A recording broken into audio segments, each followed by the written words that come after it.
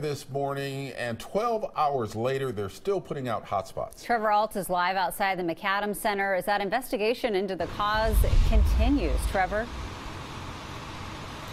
Ken and Jenny, good morning. This fire continues to spark up. In fact, we just saw on the south end of the building some flames popping up, and now you're seeing firefighters raining down water to try to suppress all of these flames. I've seen a couple different ones pop up in different parts of the building. Again, this was reported yesterday around 7. Had a huge response that continues now, going on almost 12 hours after the fact, and it could continue for quite some time. Now, this was called in by some workers last night who saw some smoke coming out of an elevator. Firefighters got on scene. They quickly had to begin fighting this defensively because it was so large. It was rising up in this 3-story building. At one point, 100 firefighters on scene.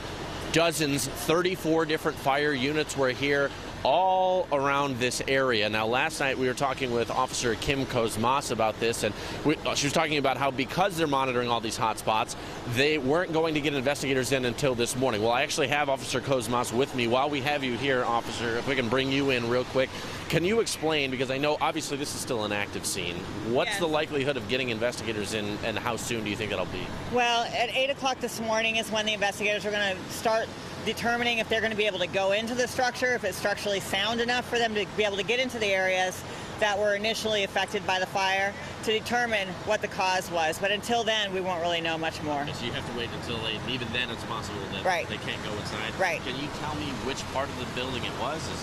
Well, the initial reports was the elevator shaft had smoke coming out of it, so that's probably the area that they would begin if they can get to it. Okay.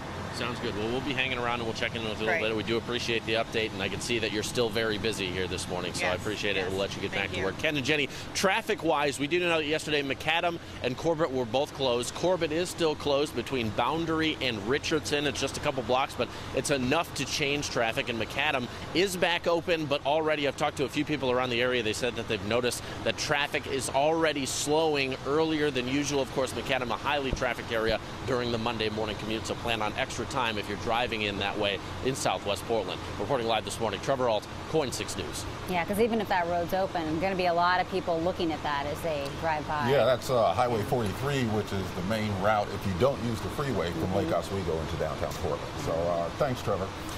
2 years